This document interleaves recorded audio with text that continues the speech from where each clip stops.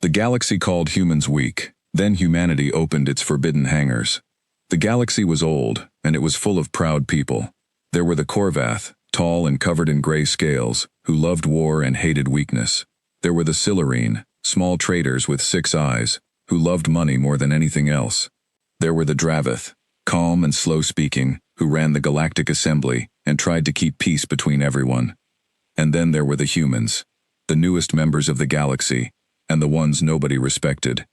50 years had passed since humanity first met the stars. A Dravith scout ship had found Earth by accident, and after that, humans were pulled into a galaxy they did not understand. They were given a small seat at the Galactic Assembly, a seat at the very back of the room, far from the important seats near the front. Nobody expected much from Earth. Humans did not have starships that could fold space. They did not have weapons that could crack a moon in half. They had only just learned to build outposts on Mars, and to send probes past their own sun. To the rest of the galaxy, this made humans slow, small, and weak. The alien species had a name for humans that they used behind closed doors. They called them the crawling ones, because humans had only just begun to crawl out of their home system, while everyone else had been flying between stars for thousands of years. Some species were kind about it. The Dravith were polite and patient, and they believed every species deserved a chance to grow. Other species were not so kind. The Korvath Dominion, the strongest military power in this part of the galaxy, thought humans were an insult to the very idea of being a spacefaring people. Warlord Thex Caldrith, who led the Korvath fleets, had said in public many times that humans should not even have a seat at the assembly. He said they should be given a small corner of space to survive in, nothing more, and that if they could not defend even that, it was not his problem. On Earth, humans knew what was being said about them. It was not a secret. The assembly meetings were open to all member species, and every word spoken there could be watched by anyone with a working translator. Human diplomats sat in that back row, listening to Korvath generals sneer at them, listening to Silurine traders laugh quietly behind their hands, listening to smaller species whisper that humanity would not last another century. Ambassador Marcus Webb was the one who had to sit through most of these meetings. He was a tall man in his 50s, with gray hair and tired eyes, but he never let his face show what he was thinking. He had learned long ago that showing anger only made the aliens laugh harder. He simply listened, took notes, and reported back to Earth's leaders. Today's meeting was no different than most. The Korvath ambassador, a broad and heavily armored being named Vokrash, stood in the center of the chamber and spoke about a new problem. Pirates, Vokrash said, his voice low and rough, have been raiding trade routes near the edge of assembly space. My scouts believe they operate from a hidden base in a system close to human territory. It would be simple for us to destroy this base, but assembly law says we must first ask the nearest member species for permission to enter their claimed space. He turned his head toward the human seats, and his mouth curled into something that was almost a smile, if a Korvath could smile. So I asked the humans, will you allow the Korvath fleet to pass through your system and clean up this pirate nest, or will your people try to handle it yourselves? He said the last part slowly, as if daring Webb to answer. A few chuckles came from nearby seats. Everyone in the chamber knew that Earth's fleet, small as it was, could not fight real pirates, let alone a hidden base defended by armed raiders. Webb stood up calmly. Thank you, Ambassador Vokrash, he said. Earth will look into this matter ourselves. If we require assistance, we will inform the assembly. More laughter, quiet but clear, rippled through the chamber. Vokrash gave a small nod, as if he had expected this answer, and found it amusing. Very well, he said. We will wait. But do not wait too long, little cousins. Pirates do not wait for anyone. The meeting moved on to other matters, but Webb could feel the eyes of a dozen species on him, all wondering the same thing. Could humanity really handle this alone? Or would Earth once again prove that it did not belong among the stars? After the meeting ended, Webb left the chamber and walked down the long silver hallway that connected the different sections of the assembly building. He passed groups of aliens speaking in their own languages, some glancing at him with curiosity, some not looking at all. He reached a private room near the human embassy section, where a secure channel had already been opened to Earth. On the screen was General Grant Okafor, head of Earth's combined defense fleet. He was an older man, built like a soldier even after 30 years of service, with a scar above his left eye from a training accident decades ago. He looked serious, as he always did during these calls. "You heard what Vokrash said," Webb told him. "Pirates near the Kepler corridor. He's testing us. If we ask for help, we look weak. If we can't handle it, we look weaker." Okafor nodded slowly. "We've had reports of raider activity in that area for 2 weeks now. Small ships, hit-and-run attacks on cargo convoys. Nothing our patrol ships couldn't normally handle, but there might be more of them than we thought." "Can we deal with it?" Webb asked. "We can send a task force. Nothing fancy, just what we've got. It won't be pretty, but it should work." Okafor paused, and something changed in his eyes, something Webb had seen only a few times before. "Unless it's connected to the other reports." "What other reports?" Okafor lowered his voice, even though the channel was supposed to be secure. "Deep space sensors picked up unusual energy signatures 3 days ago, far past our normal patrol range, the kind of signature we haven't seen since, well, since before first contact." Webb felt a small chill run through him. He knew exactly what Okafor meant, even though neither of them said it out loud. There were things about Earth's past that only a small number of people knew, things that had nothing to do with the peaceful, slowly growing species that the galaxy believed humanity to be. "You think it's connected?" Webb asked quietly. "I don't know yet," Okafor admitted. "But I've ordered a quiet increase in monitoring. If something is moving out there, I want to know before the Korvath do." Webb rubbed his forehead. Being humanity's face in the galaxy was hard enough, when the biggest problem was alien insults. If something else was stirring, something from Earth's hidden history, then the games being played in the assembly chamber would soon feel very small. "Keep me updated," Webb said. "And Grant, do we need to think about the old contingency?" Okafor's face went still. For a long moment he said nothing. Then he answered carefully, choosing his words even on a secure line. "Let's hope we don't have to find out." The call ended, and Webb sat alone in the small room for a while, thinking about what the old contingency really meant. Very few people in the galaxy knew that humanity's history was not as simple and peaceful as it appeared. The public story was easy to believe. For most of human history, people had fought wars only with each other, until they finally became united enough to reach for the stars in peace. It was a nice story, and it fit exactly what the galaxy expected from young, weak species. But it was not the whole truth. Nearly 90 years ago, before any alien had ever set foot on Earth, before anyone outside the solar system knew humans existed, something had come to Earth's system. Nobody who was still alive today knew exactly what it was. There were no names for it in any government archive, only a single word used by the old scientists and soldiers who had survived those years: the intrusion. It had come from deep space, cold and silent, moving through the outer solar system like a shadow crossing a room. It had attacked human colonies on the Moon and on Mars, without warning, without communication, without any attempt to talk. Thousands had died before humanity even understood it was under attack. What followed was the darkest and most secret chapter of human history. Nations that had once argued over borders and resources came together in total secrecy. Every major power on Earth pooled its resources, its scientists, its factories, into a single hidden project. They built weapons the public would never learn about. They built ships that broke every rule of physics that ordinary people believed to be true. They fought a war in the dark corners of their own solar system, a war that nearly cost humanity everything. And then, just as suddenly as it had come, the intrusion stopped. The attacks ended. Whatever it was, it retreated, or it was destroyed, or it simply left. Nobody was completely sure which, but the war had changed something fundamental in the leaders who fought it. They agreed on one thing above all else: humanity's survival could never again depend on nations being divided. And they agreed on something else too, something few outside a small circle would ever be told. They built hangars. Massive, hidden hangars, buried deep beneath mountains and oceans, filled with everything they had built during the war. Ships that could outfight anything the intrusion had thrown at them. Weapons designed from technology no one could fully explain, some of it recovered from the wreckage of enemy ships, twisted and reshaped by human hands into something new. And then, when the war ended, they sealed those hangars shut. They called the project the Bastion Program, and they buried the knowledge of it so deep that only a handful of people in each generation would ever know it existed.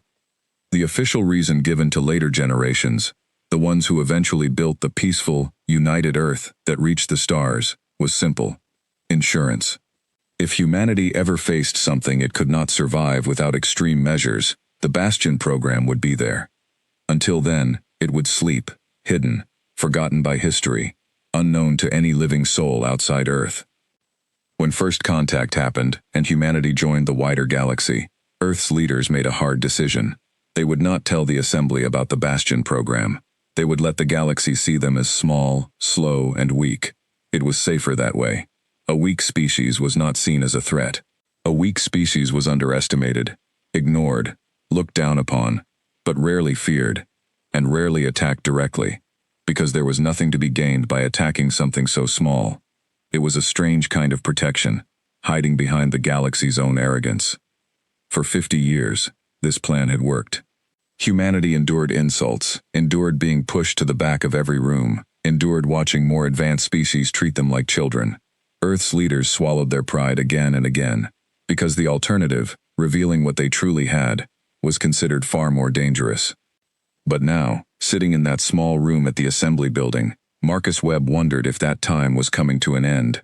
Strange energy signatures at the edge of known space. Pirates suddenly more active than usual near a system close to Earth's own territory.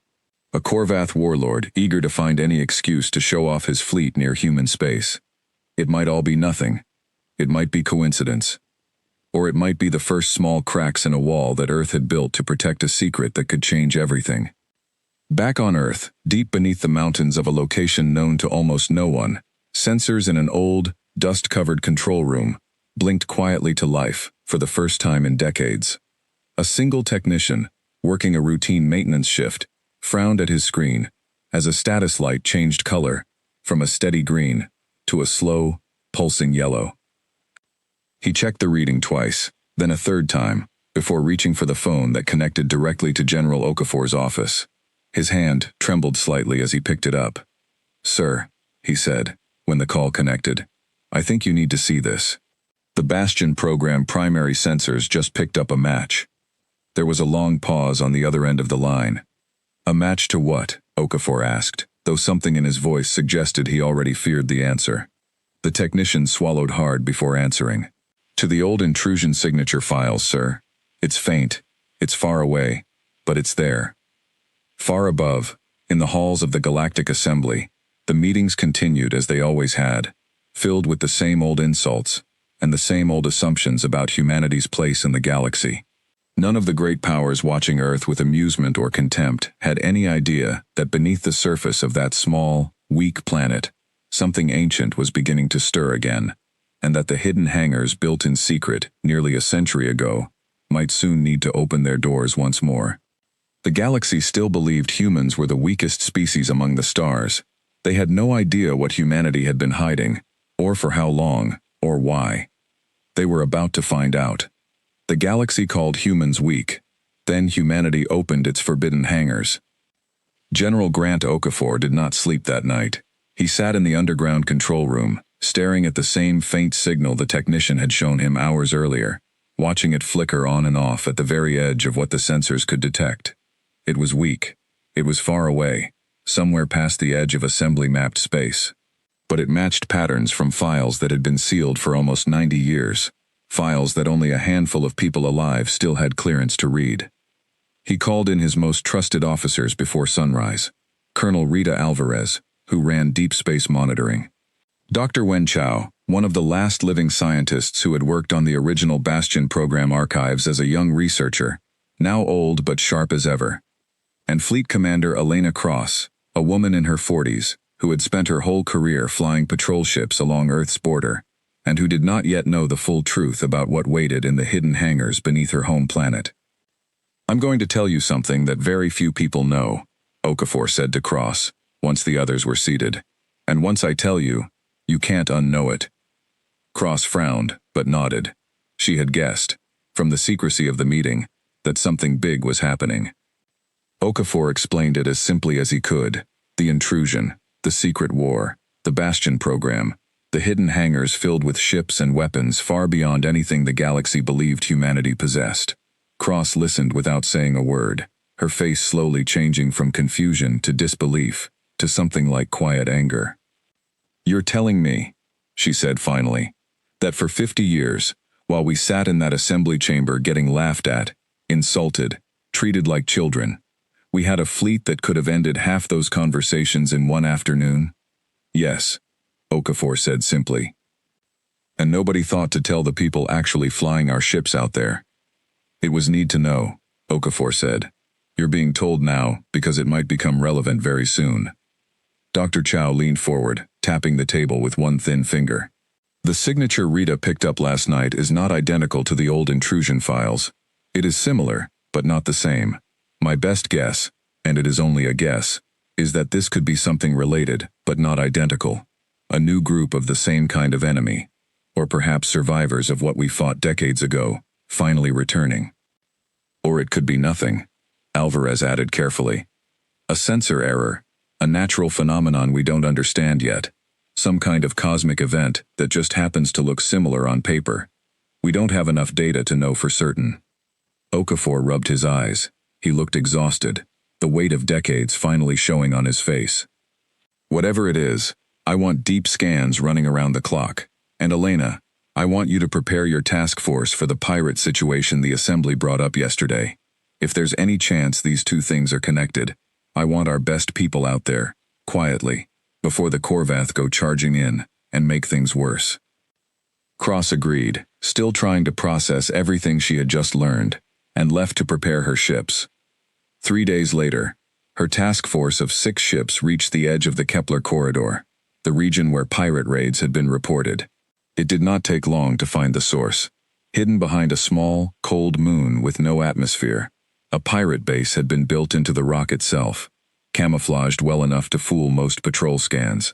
Cross's ships approached carefully, weapons ready, but not firing, hoping for a peaceful resolution if possible. It did not stay peaceful for long.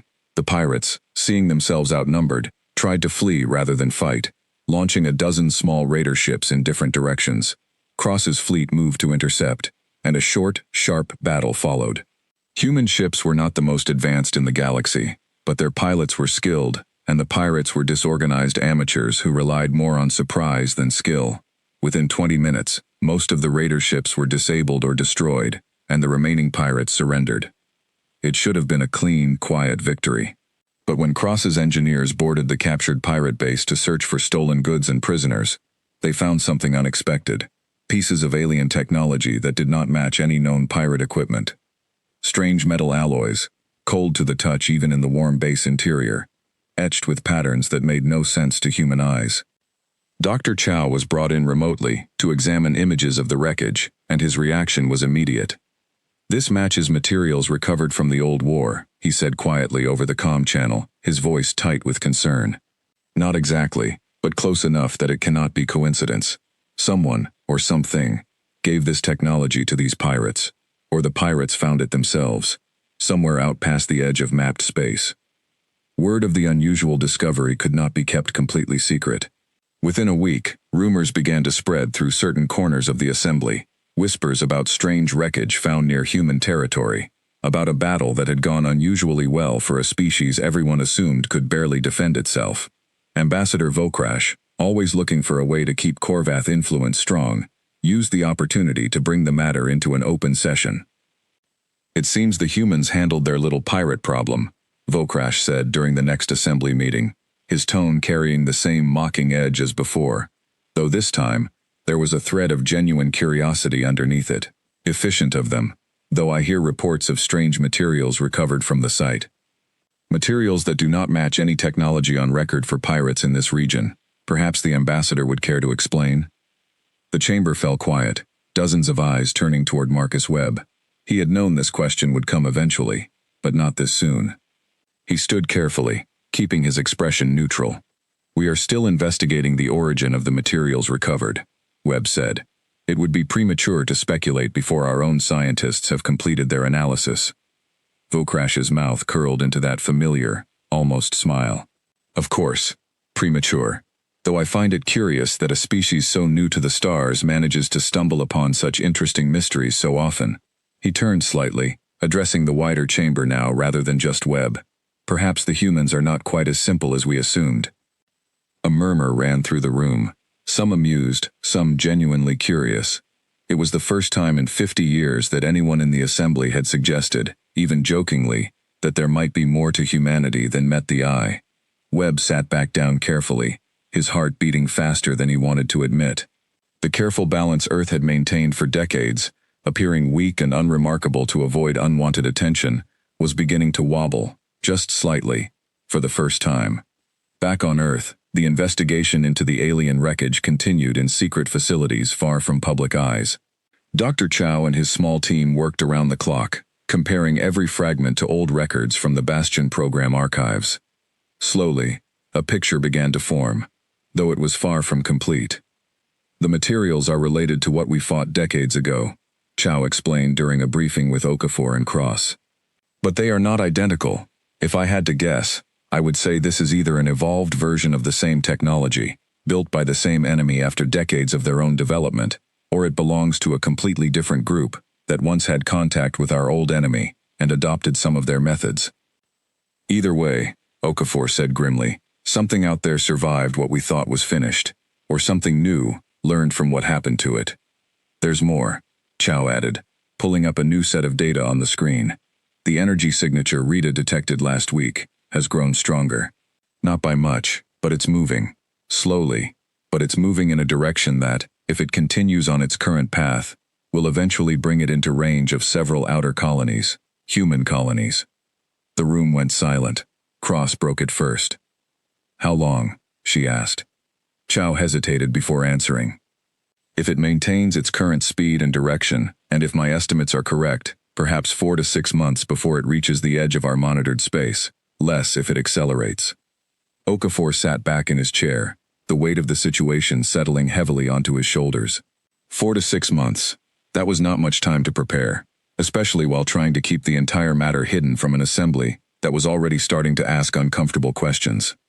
We need to accelerate readiness on the Bastion program, Okafor said finally. I want the old hangars inspected, the ships and systems checked, everything brought up to current standards where possible. If we do end up needing them, I will not have them fail us because we let them sit untouched for 90 years. That's going to be difficult to keep secret, Alvarez pointed out. Any unusual activity at those old sites could draw attention, especially with assembly scouts occasionally passing through our system on official business. Then we do it carefully, Okafor said. Small teams, rotating shifts, no official records that could be traced by outside eyes. I want this handled the way it was handled 90 years ago, completely off the books. Over the following weeks, small groups of engineers and technicians, all sworn to secrecy under threat of severe legal consequences, began quietly making their way to locations scattered across Earth and its nearby space stations. Locations that, to outside observers, appeared to be nothing more than old, decommissioned military sites, long since abandoned and forgotten. Deep beneath the surface, however, massive doors that had not opened in nearly a century began, very slowly and very quietly, to come back to life. Meanwhile, at the Galactic Assembly, tensions were rising for an entirely different reason. Warlord Thex Caldrith, growing impatient with what he saw as the endless diplomatic games of the Assembly, had begun pushing for more direct Korvath action near human space. He argued, loudly and often, that the pirate incident and the strange wreckage proved that the region near Earth was unstable and dangerous, and that a proper, disciplined military power, meaning the Korvath, should be given authority to protect the area, whether the humans agreed to it or not. The humans cannot even explain the mysteries appearing on their own doorstep, Thex declared during a private council meeting attended only by the Assembly's senior military representatives. It is only a matter of time before their weakness invites something far worse than pirates. When that happens, and it will happen, the Korvath will already be in position to respond. I say we begin moving elements of the Third Fleet toward the border of human space now, in preparation. Not everyone agreed. The Dravith representatives, cautious and slow-speaking as always, argued that moving military forces near a peaceful member species, without clear justification, could be seen as an act of aggression, damaging the trust the Assembly had worked hard to build over centuries. But Thex was persistent, and persistence, among the Korvath, was often rewarded. Within days, quiet orders were given, and a portion of the Korvath Third Fleet, several dozen warships strong, began moving from their usual patrol routes toward the outer edge of human-controlled space. Officially, it was described as a routine training exercise. Unofficially, everyone who mattered understood exactly what it really was. A show of force, a warning, and perhaps, if the Korvath found the right excuse, the beginning of something much larger. Marcus Webb learned of the fleet movement through a nervous message from a Draveth contact who had grown fond of him over the years and quietly disagreed with what Thex was doing. Webb immediately relayed the warning back to Earth, his message urgent and direct. "They're moving warships toward our border," he told Okafor over the secure channel. "Officially, it's a training exercise. Unofficially, I think Thex is looking for any excuse to test us. Or worse." Okafor closed his eyes for a moment, feeling the walls closing in from multiple directions at once.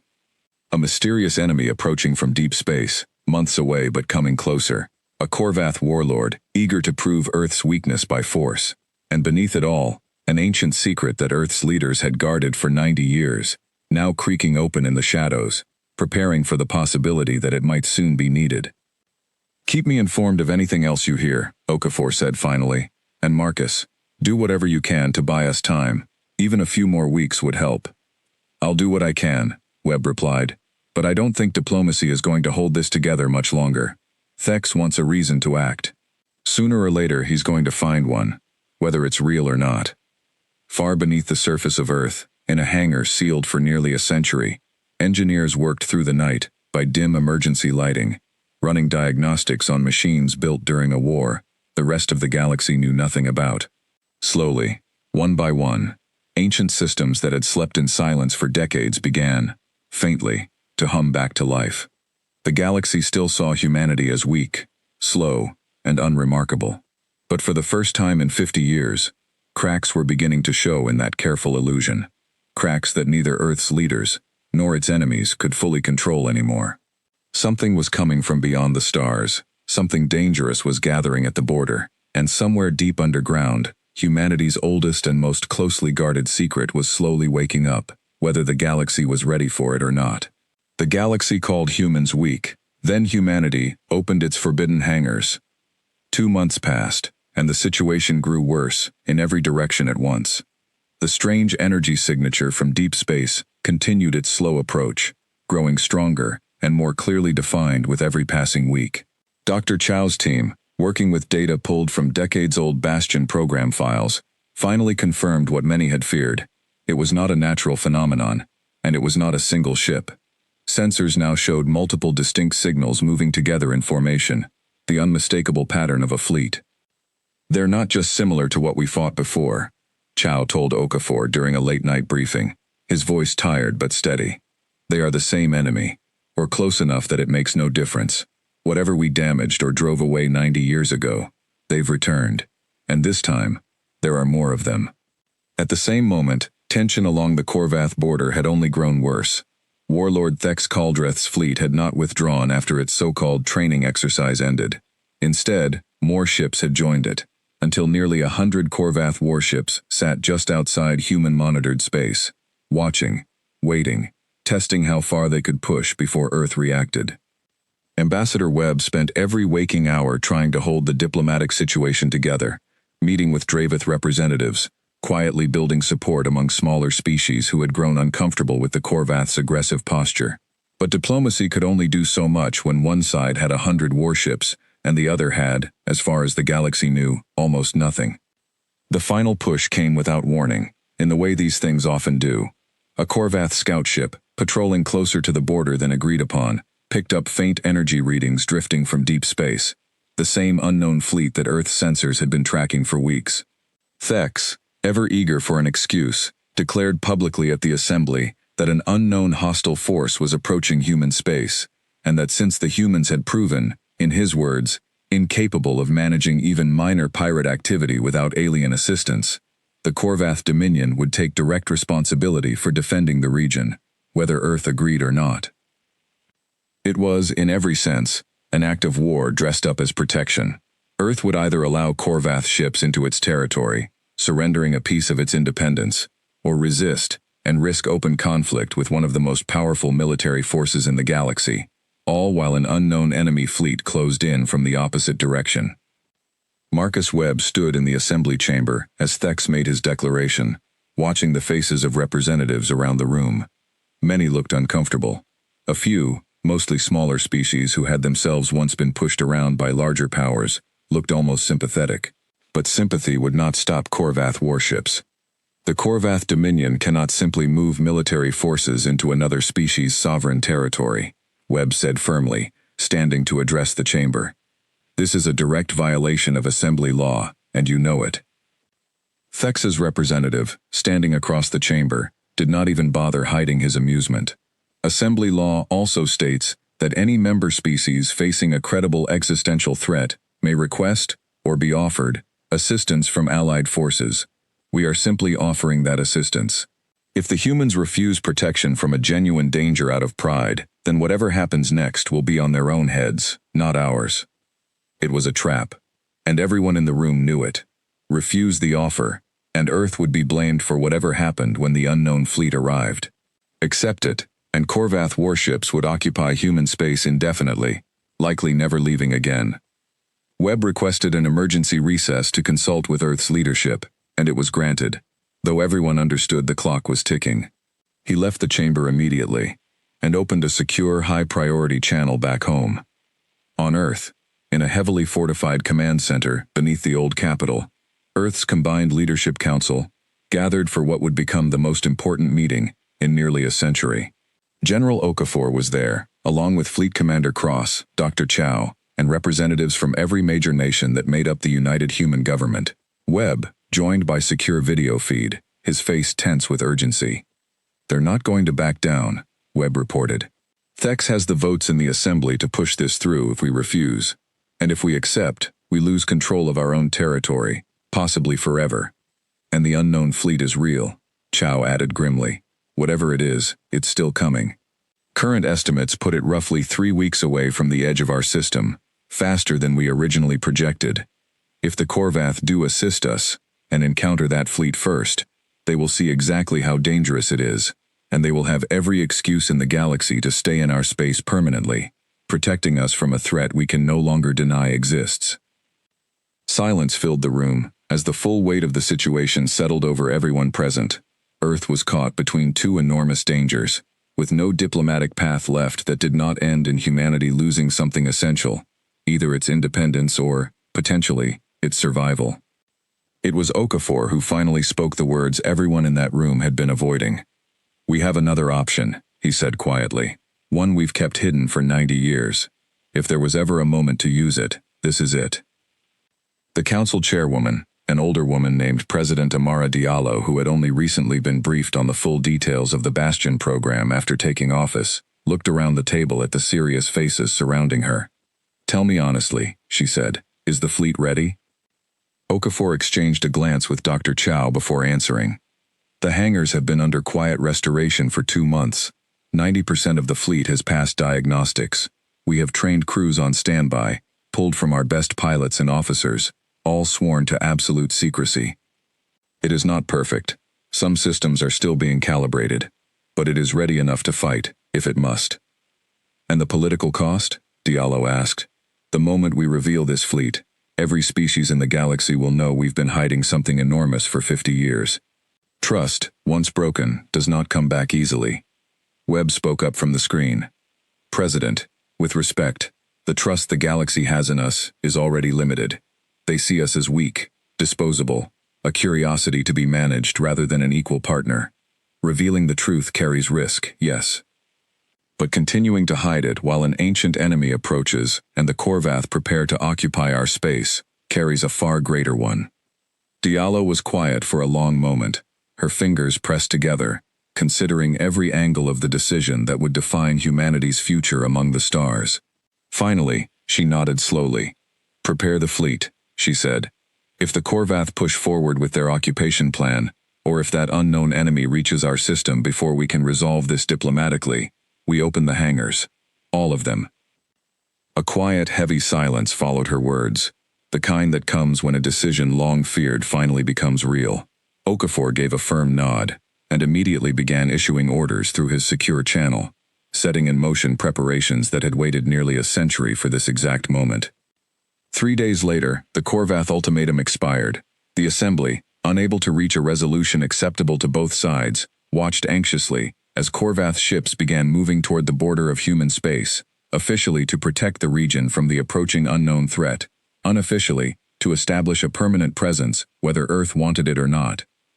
At the same time, Earth's sensors confirmed that the unknown fleet, now clearly identified through advanced analysis as ships bearing strong technological similarities to the enemy from 90 years ago, had accelerated its approach.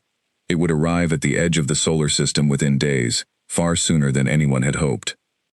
Fleet Commander Elena Cross stood in the underground command center of the largest hidden hangar, a massive cavern carved deep beneath the mountains, illuminated now by bright working lights instead of the dim emergency lighting that had lit it for decades.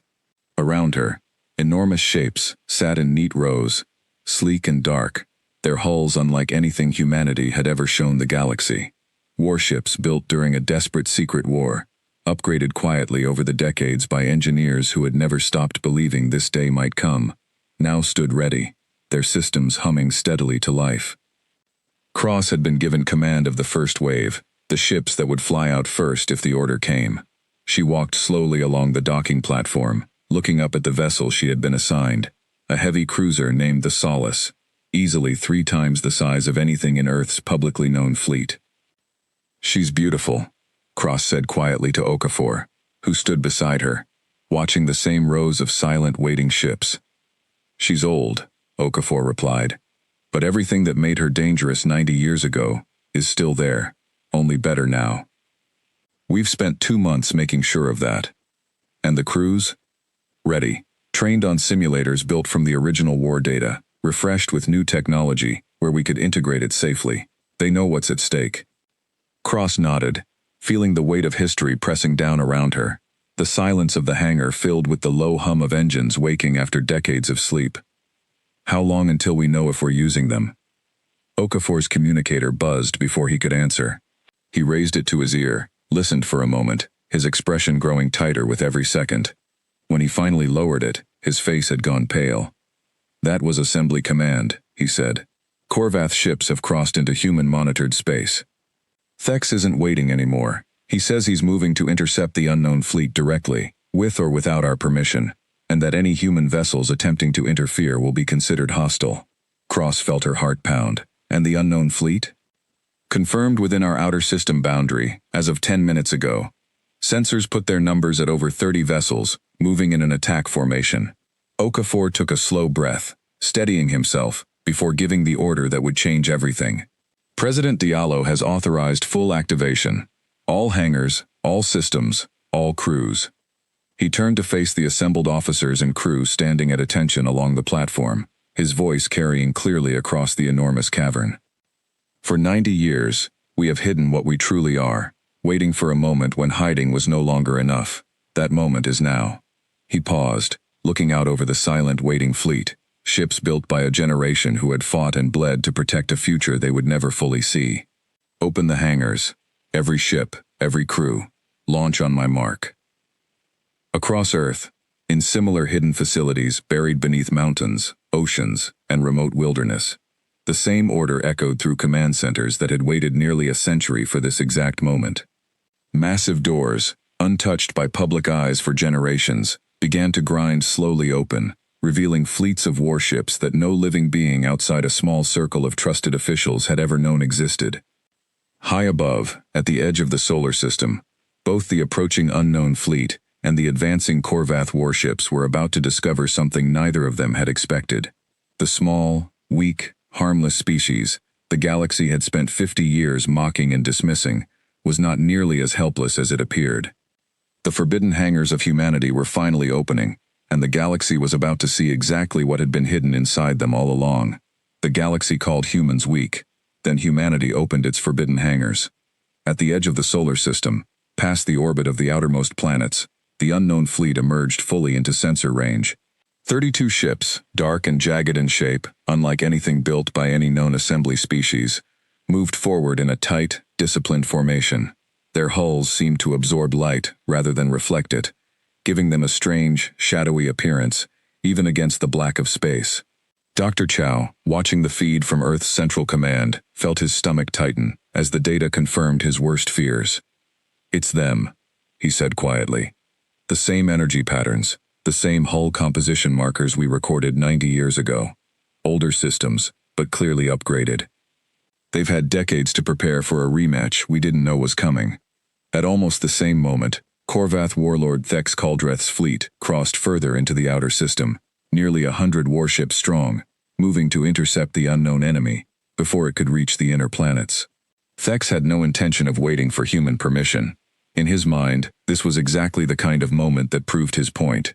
Humans were too weak to protect themselves, and it fell to a proper military power to do what was necessary. What Thex did not know, what nobody outside a small circle on Earth knew, was that human sensors had already detected his fleet's approach, and that deep beneath the surface of Earth and its scattered outposts, something far larger than anyone expected was rising to meet both threats at once. The hangar doors, kilometers wide and buried for nearly a century, finished grinding open. Inside the largest facility, hidden beneath a mountain range that showed nothing unusual on any surface scan, Fleet Commander Elena Cross sat in the command chair of the heavy cruiser Solace, her hands steady, despite the enormous weight of the moment. "All ships, this is Commander Cross," she said over the fleet-wide channel, her voice calm and clear. 90 years ago, our people built these ships in secret, hoping we would never need them again. That hope has run out. Today, the galaxy learns what humanity truly is. Launch sequence, on my mark. Engines that had waited decades roared to life in perfect unison. One by one, and then in overwhelming numbers, humanity's hidden fleet rose from beneath the surface of Earth and its outposts, breaking through camouflage barriers and old rock formations that had concealed them for a lifetime.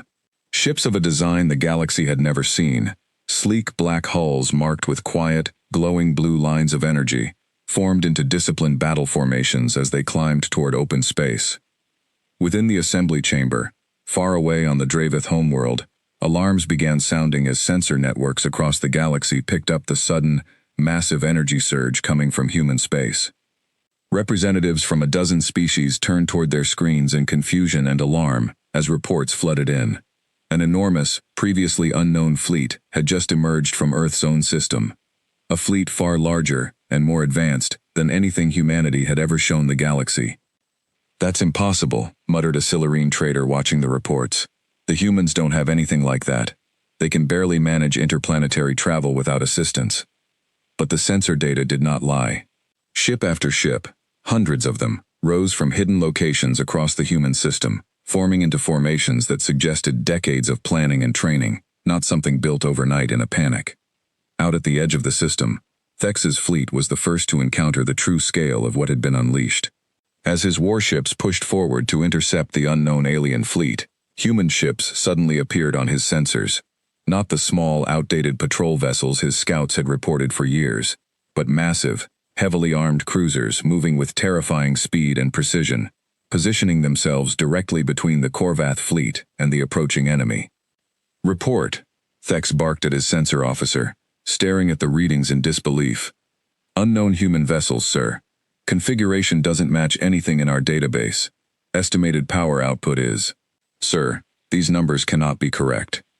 "Recheck them," Thex snapped, though even as he said it, a cold feeling settled into his chest, something he had not felt in a very long time. Uncertainty. A single human ship, the Solace, moved ahead of the newly revealed fleet, broadcasting a message on all open channels, a message meant for both the Korvath and the unknown enemy alike, and one that every assembly species listening in would hear as well. "This is Fleet Commander Elena Cross, of the Earth Combined Defense Fleet," her voice rang out, calm and unwavering. "Korvath forces, you have entered human sovereign territory without permission. Withdraw immediately, or we will consider your presence a hostile act." She paused briefly before continuing, her tone shifting slightly as she addressed the second, more dangerous threat. "Unknown fleet, you have entered human space before. You were driven back once, You will not find us weaker this time." For a long, tense moment, neither fleet moved. Then, without warning, the unknown enemy fleet opened fire, not on the Corvath, but on the newly revealed human ships, apparently recognizing something in their configuration from the war fought against them decades earlier. Dark energy weapons lanced across the void, striking against shields that flared bright blue under the impact but held firm. "All ships, engage," Cross ordered, and the human fleet surged forward. What followed was unlike anything the galaxy had witnessed in generations. Human ships, built from technology developed during a desperate secret war and refined quietly over 90 years, moved with a speed and precision that outclassed anything the Corvath had ever seen from a young species. Weapons that folded space in small, controlled bursts struck enemy vessels with pinpoint accuracy, while shields absorbed and redirected incoming fire in ways that defied conventional physics understood by the rest of the galaxy. The unknown enemy fought hard, clearly experienced, and well prepared, their ships maneuvering with the same eerie, coordinated precision that Chow's old records had described from the First War. But 90 years of quiet human development had not stood still.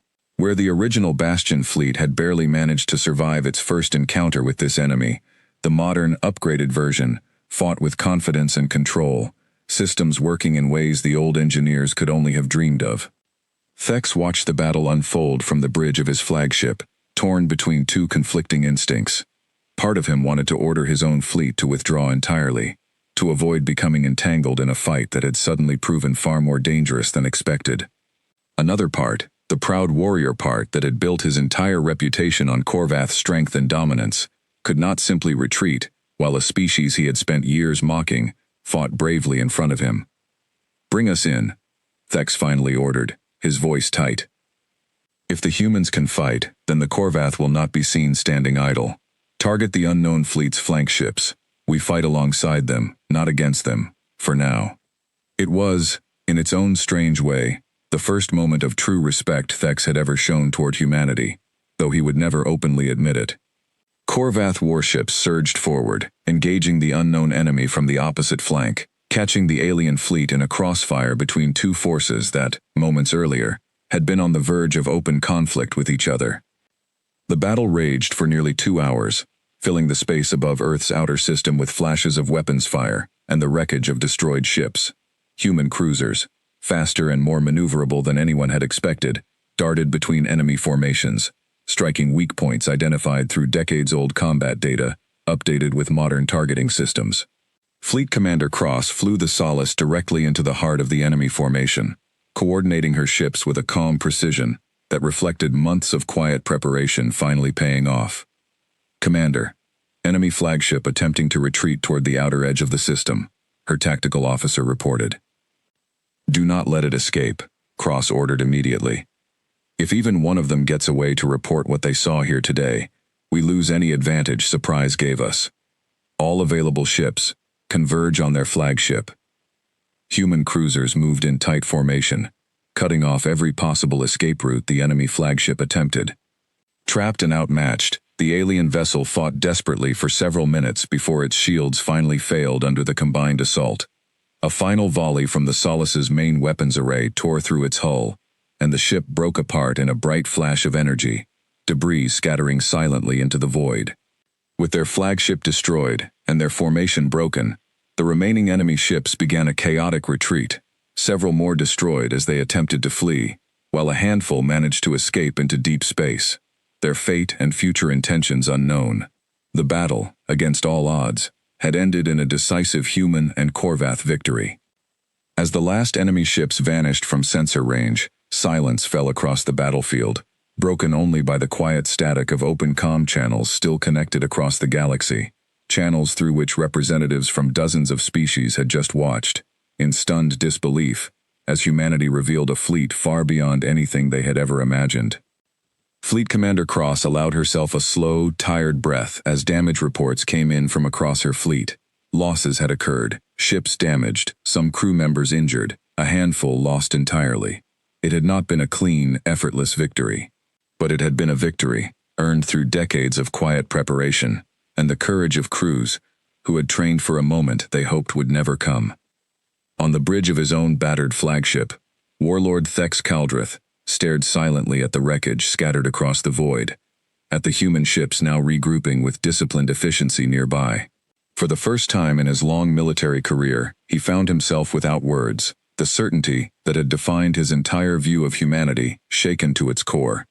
Far away, in the assembly chamber, representatives from every member species sat in stunned silence as the final censor reports came through, confirming what many had refused to believe, even as they watched it unfold. The humans, the species mocked and dismissed for 50 years, as weak, primitive, and unremarkable, had just revealed a fleet capable of standing toe-to-toe with one of the galaxy's most powerful military forces, and had used it to help drive back an ancient enemy that predated even the current assembly's oldest records. Ambassador Vokrash, usually so quick with a mocking comment, found himself with nothing to say at all. The galaxy had called humanity weak for half a century. In the space of 2 hours, above the edge of a small, unremarkable solar system, that belief had been shattered completely, and nothing in the galaxy would ever look at humanity quite the same way again. The galaxy called humans weak. Then humanity opened its forbidden hangars. In the days following the battle, the galaxy could talk of nothing else. Every news channel, every assembly session, every private conversation among diplomats and traders seemed to circle back to the same stunning event. The small, weak, unremarkable species, known as humanity, had revealed a hidden fleet, capable of standing against both an ancient, mysterious enemy and one of the most powerful military forces in known space, and had come out victorious. Footage of the battle, recorded by dozens of sensor networks across the region, spread quickly through every corner of assembly territory. Analysts from 100 different species pored over every detail, trying to understand how a species so recently welcomed into galactic society could possess technology this advanced.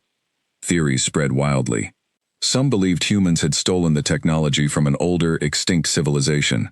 Others whispered that some hidden patron species must have secretly armed and trained them. The truth, that humanity had built it themselves, in secret, during a war fought entirely alone against an enemy no one else in the galaxy had ever encountered, seemed almost too strange to believe. Marcus Webb stood once again in the assembly chamber, though this time the atmosphere was completely different from any session before it. The mocking laughter, the quiet sneers, the casual dismissiveness that had greeted human representatives for 50 years, were gone, replaced by something far more careful and uncertain. Representatives who had barely acknowledged his presence in the past now watched him closely, searching his face for answers to questions they had not yet found the courage to ask directly. The Dravith speaker, an elderly and deeply respected representative named Sael Orinth, called the session to order and turned her attention directly toward Webb.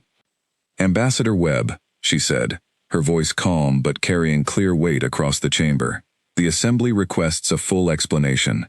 50 years of shared membership, and yet none of us knew the true extent of what your people possessed.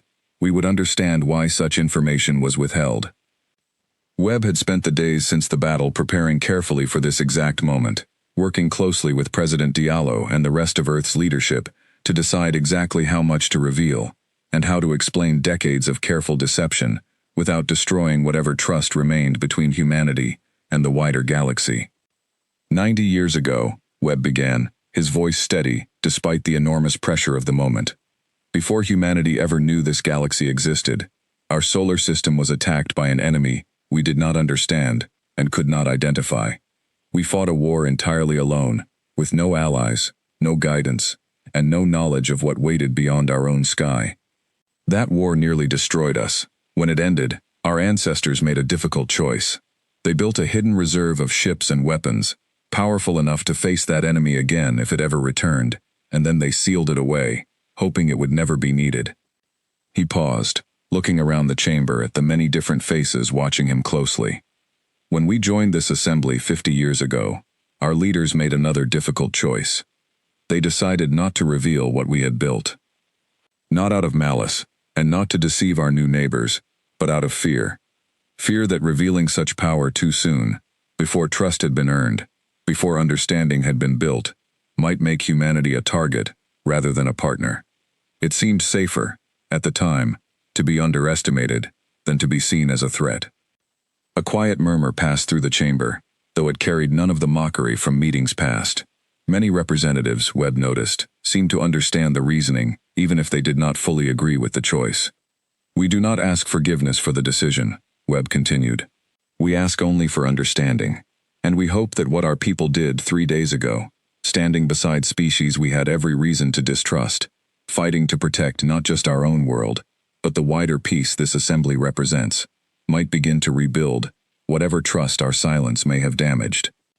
The chamber remained quiet for a long moment after Webb finished speaking. It was, unexpectedly, Ambassador Vokrash who broke the silence, standing slowly from his seat, his usual mocking tone entirely absent from his voice. "The Korvath Dominion has fought beside many allies over the centuries," he said carefully. "Few have fought with the discipline and skill your people showed 3 days ago. Warlord Thex has already submitted his own report to Dominion Command. I believe I can say, without exaggeration, that Korvath opinion of humanity has changed significantly in recent days." It was as close to an apology, and as close to genuine respect, as anyone had ever heard from a Korvath representative in the assembly chamber. Webb allowed himself a small, tired smile, the first real moment of relief he had felt in weeks. Over the following months, humanity's place in the galaxy shifted in ways few could have predicted even a year earlier.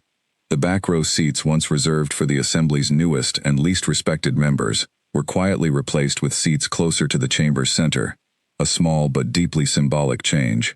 Trade agreements once denied to humanity, on the grounds that Earth had little to offer beyond raw resources and cheap labor, were suddenly reconsidered, with several major species expressing interest in cooperative technology exchanges, carefully negotiated and monitored on both sides.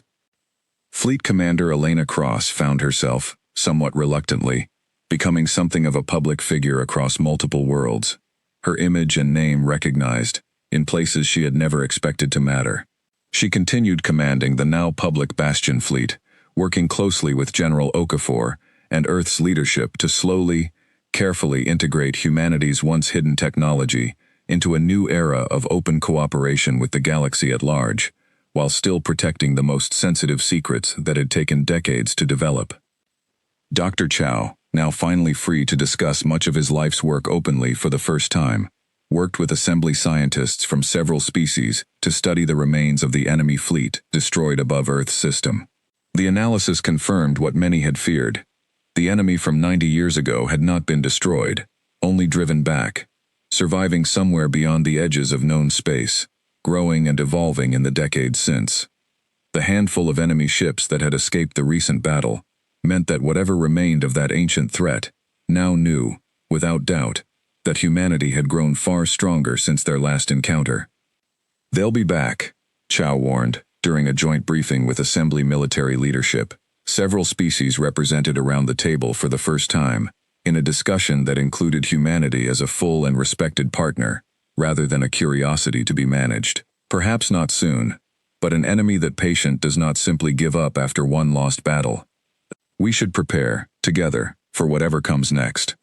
The Assembly, shaken by the reminder that dangers far greater than internal politics and territorial disputes still existed beyond their borders, agreed to establish a new joint task force, drawing resources and knowledge from multiple species, including humanity, to monitor the outer edges of known space more closely than ever before. It was, in its own quiet way, the beginning of a partnership built on something the galaxy had rarely extended toward humanity before: genuine respect. Marcus Webb, sitting once again in the assembly chamber months later, found the atmosphere almost unrecognizable compared to his very first session as ambassador. Representatives who had once ignored him now sought his opinion. Species who had once laughed quietly at humanity's every stumble now studied Earth's history and achievements with genuine curiosity, trying to understand how such a young species had accomplished so much in such secrecy and silence. He thought back often to that first meeting, sitting in the back row while Vokrash mocked humanity's inability to handle even simple pirates, the quiet laughter rippling through a chamber that had never expected much from Earth.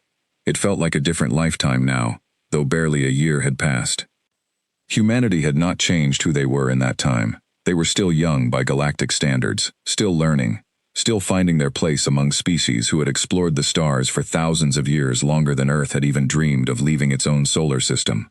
But the galaxy's understanding of humanity had changed completely, and with it, the quiet respect that had been so difficult to earn through 50 years of careful, patient effort, and one extraordinary day, when the forbidden hangars finally opened. Deep beneath the surface of Earth, in hangars now maintained openly rather than hidden in secret, engineers continued their work, preparing humanity's fleet not for another moment of desperate secrecy, but for a future built, for the first time, on partnership rather than fear. The galaxy had called humanity weak for 50 long years. Now, standing beside old rivals turned cautious allies, humanity looked toward the stars not as outsiders hoping simply to survive, but as equals, ready to face whatever challenges the vast, ancient galaxy still had waiting for them. The forbidden hangars, once Earth's most closely guarded secret, had become something far greater, a symbol of what quiet patience, careful preparation, and quiet courage could achieve, even for the smallest and youngest species among the stars.